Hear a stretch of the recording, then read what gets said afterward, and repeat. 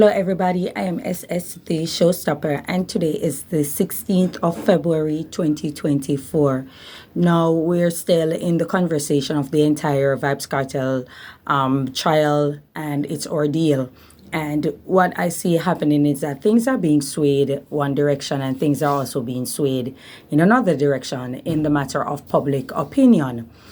Before I go any further, let me say this. We are intelligent. We are going to separate emotions from the actual discussion.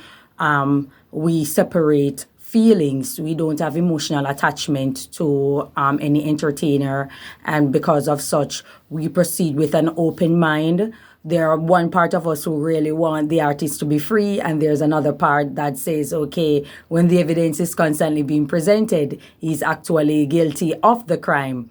And so with that being said, you end up with a topsy-turvy kind of mindset when it comes to the entire case. Now, when I look into it, the defendant is not arguing for a retrial, or they're arguing for the case to be thrown out. And it's on 3 points. The breach, which is the obtaining of the cell phone, information, which is a breach according to them. The information that was tampered with in the cell phone, which is another argument, and also the juror who comes into play who was found to be corrupted. Those are the 3 points that the defendant is arguing.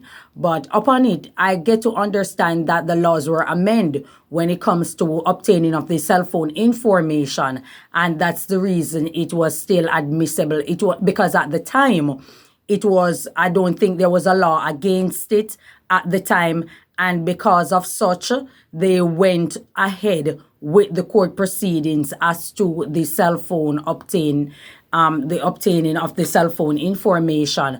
But I think there's a glitch in it as to why the defendant is arguing that point. Also, the tampering of the evidence is their strong point, which is what the defendant is putting forward and saying that, okay, the phone was being used at the time of the case being going on. However, when it comes to, I think, the spectrogram, that's the name of the instrument that they used to obtain information, it didn't show that someone added into the messages that were sent. So you don't predate, like you don't go in a text that was sent 6 years ago and adjust it. You really can't. You understand? And so that's why the information had remained, the cell phone had remained in play by the prosecutor when it comes to this whole ordeal in regards to it. And also the juror, they're arguing that the juror should have been removed immediately once they found out that the juror was corrupted. However, if the juror was to be removed immediately, it would have had a 10-man, and you can't try a case with 10 jurors. You understand? And so it would have automatically worked in the favor of the defendant. Segueing from the fact that all these evidence presented to him, which makes it seem that he actually committed the crime and he was guilty of it, they would have automatically ignore all of that and throw out the case simply based on the fact that there's only 10 jurors. You understand?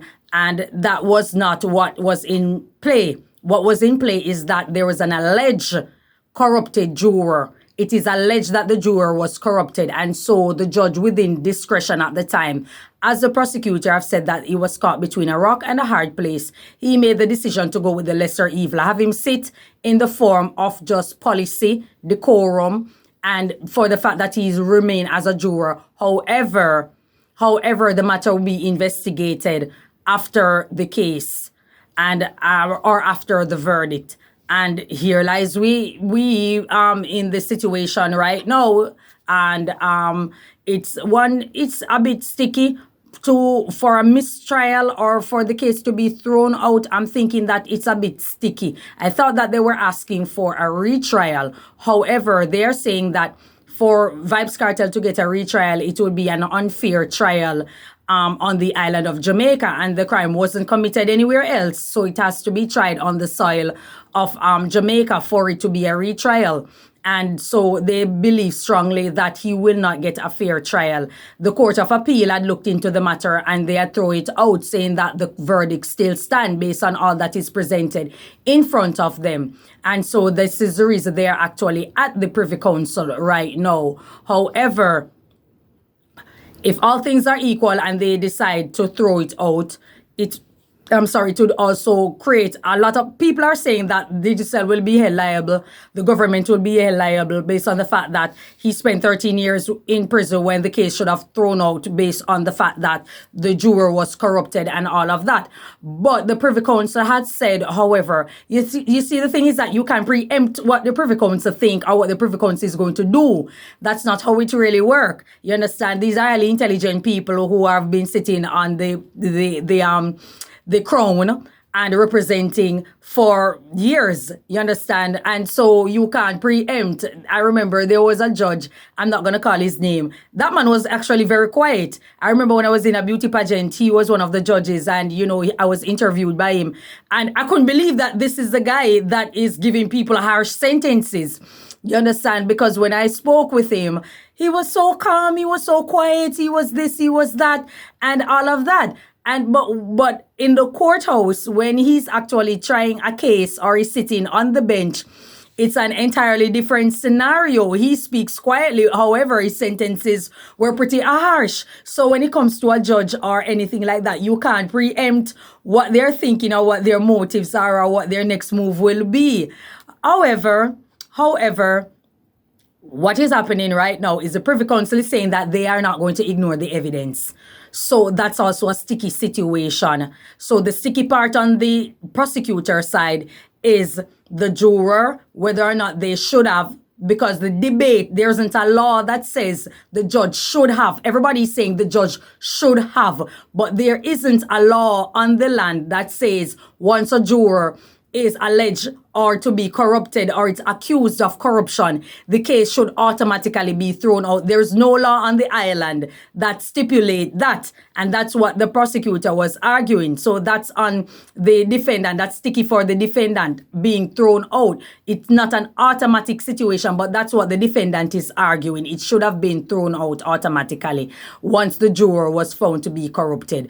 And people are questioning who was the person who informed the juror of such a move, because the juror didn't come out of the thin air and offering people $500,000 for it. You understand? There has to be someone else behind it for him to have that ulterior motive to begin with, unless he's related to the defendant somewhat, you understand, which it wasn't proven that he was related, else he wouldn't be sitting on as a juror. So that's what people are questioning, and not only that, they're looking into the fact that the defendant is saying that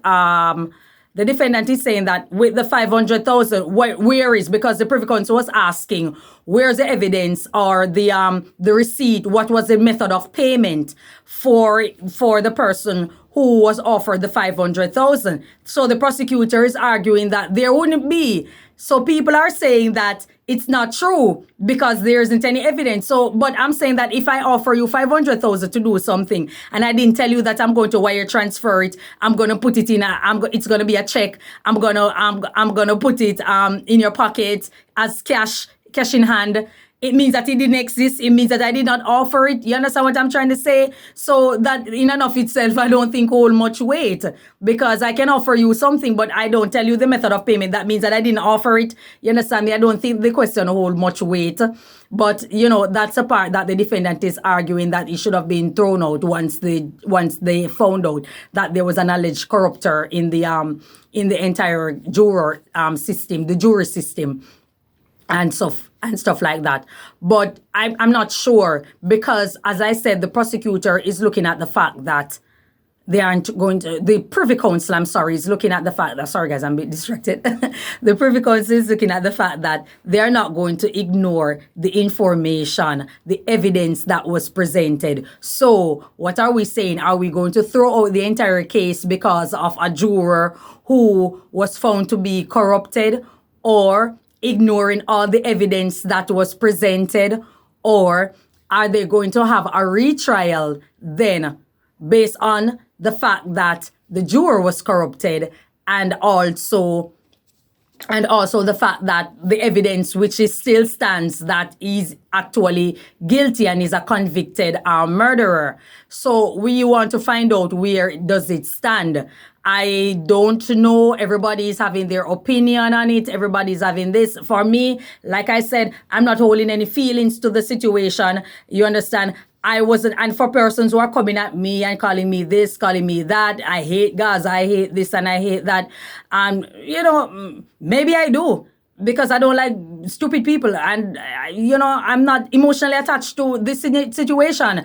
You understand me? And for those calling me a hypocrite and I'm a this and I'm a that and don't know this and don't know that, listen, I'm not the one who killed a person and tape it. I'm not the one who orchestrated the killing, you understand me, of any individual. So please don't come at me, you understand me? I think that you guys need a hobby or something. You're way too emotionally invested in this. I can understand it's your artist and you want your artist to be free, but hello, the situation that is being presented, it's not like we can ignore it. And might I add that if the judge had decided that, okay, I'm going to automatically throw it out, then anyone who is on trial for a murder, then they could easily get someone to bribe a juror, and then they say, oh yeah, he's corrupted, let's throw out all cases. So right then and there, you would have a situation wherein no one is ever charged or convicted for murder, because of the mere fact that all jurors are susceptible to be corrupted. And might I add that the prosecutor put race into it. He injected race in it, and saying that the people,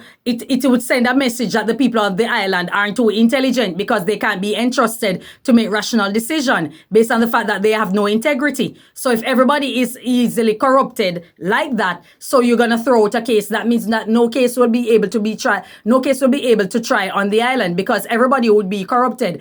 And people are saying that the system is corrupted, and the Jamaican people, I always speak of it, the Jamaican people is way more corrupted, because the system consists of what? Jamaican people, right? Or am I not wrong? Okay, not only that, it's putting a damper on the integrity, on the image, and the reputation of Jamaicans on a whole, because it's saying that you cannot be entrusted to make rational decision. You lack integrity. This is the reason a lot of people, Jamaicans, have problem with immigration when traveling. You have problems when you go into another person's country and you're supposed to be, and you want a job, you're seeking employment. They're not going to trust you to give you the job, because they're going to say that you're going to mismanage their funds, you're going to steal from the company and all of these kind of things. You should put yourself in a position where people are able to trust you. You understand? So with this juror being corrupted and everybody's yay-yaying and kiki-king, I said it before, that a lot of things that you guys see trending on social media, and you parade it around and think that it is cute to do this, to steal, to lie, to manipulate, to be disloyal to your partner, to friends, and all these kind of things. When you see it on the internet and you think that it is cute, on the global scale, you are being tainted for it. People are looking at you like you aren't a person who is of any form of integrity. And they also put on the first day, they put I think it was the defendant that put in an argument that Jamaica holds the laws of the populace as persons, while in the UK it is regarded as people. Now that's a very strong point which people don't understand, or people don't seem to look into and realize that in Darwin, Charles Darwin, one of his manifesto, he was saying that black people are 3/5 human being. You understand? And so they are people, which means that individually, 3/5 human being, subhuman people. But to be a person is to identify the human being as an individual with some sort of advancement. You understand? So on the island, we will refer to you as a person, which we see you as an individual, someone who is advanced, a human being. You understand me? That is advanced. However, in the UK, it's still regarded as people. You understand? There's a difference in it. So, like I said, the prosecutor the following day put it forward that if such is the case, and you should automatically throw out a case because one juror is corrupted, and you can't find any other juror because everybody knows about VybzKartel and know about the case, then it would speak on the fact that people on the island, black people on a whole, lack integrity. You understand? So you have to be careful of the message that you are sending. Remember, we do trade agreements with other countries. We have relations with other countries across the globe. And you want to know that things benefit us as a people, or as an individual, or as a nation of people, I'm sorry. You want to know that things benefit you. You don't want to know that, okay, they're going to pull out from their agreement, they're going to pull out from this, they're going to pull out from their investment, because the people on the island simply cannot be trusted. And they don't have integrity. They don't have the intelligence to make rational decision and conscious decision that benefits everyone. You understand? And so those are things that you have to look into. You can't ignore it. You understand? So it's not a kicking and a happy moment for anybody. So speaking of the justice system being corrupted and stuff like that, I'm not sure how in this scenario it would be corrupted, because the judge did not do anything illegal. There's no law that says once a person is alleged to be corrupted, the case should automatically be thrown out. There is no law that centers around that. In the UK, perhaps, and the prosecutor said even in the UK, it wouldn't be an automatic, which is operative word. It wouldn't be an automatic throw out. So at the end of the day, when we look into this situation, it's not speaking so glamorously on the Jamaican people. You understand? It shows that there isn't much integrity. There isn't much form of decency that one exercise, even in a serious situation as a trial in regards to a murder being committed. You understand? So these are things that people are looking into. These are things that the prosecutor put forward. And you guys might be looking past it and say, yeah, we want this and we want that and stuff like that. But at the end of the day, there's a hindsight in it. There is something else brewing under it. And we have to be very careful of the message that we are trying to send, or we are sending to the world, without even realizing that that's the message that we are sending. You want to know that there's a juror that can be trusted, that has integrity, and can make rational and critical decisions in a matter as serious as this. You don't want to know that, okay, every case is automatically thrown out, because you're gonna have menace, you're gonna have a total chaos on the island. You understand me? Now people gonna exercise revenge, people gonna do this, people gonna have reprisal, you're gonna have reprisal killing, you're gonna have a senseless island of senseless killing, of senseless people. You understand? And so we have to look into that. It's not a joke. So when we get into the microcosm of all that took place at the Privy Council, they have a decision to make. Either they're going to throw out the case based on what the defendant present, or they're going to order it be a mistrial, or leave it as is and let the accused serve the remainder of his time. These are tough decisions, you understand?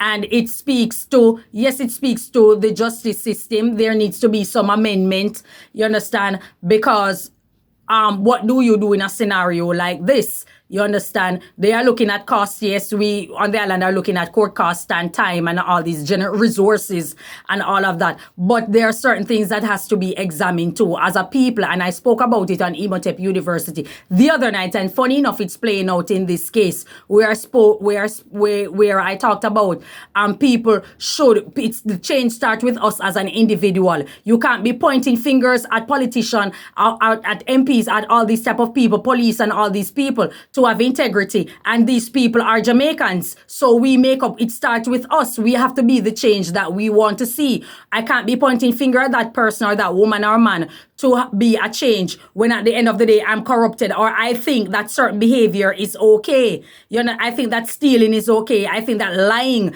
and being a disloyal person is just okay. But at the end of the day, I want that law enforcement officer to show me respect, to have integrity. I want that politician to have integrity, but I must be corrupted, and it's okay. When you point one finger at someone, therefore others pointing back at you. 1, 2, 3, 4. That's all I have to say about it. Thank you so much for your time. Enjoy your day, and may God bless you. Bye-bye.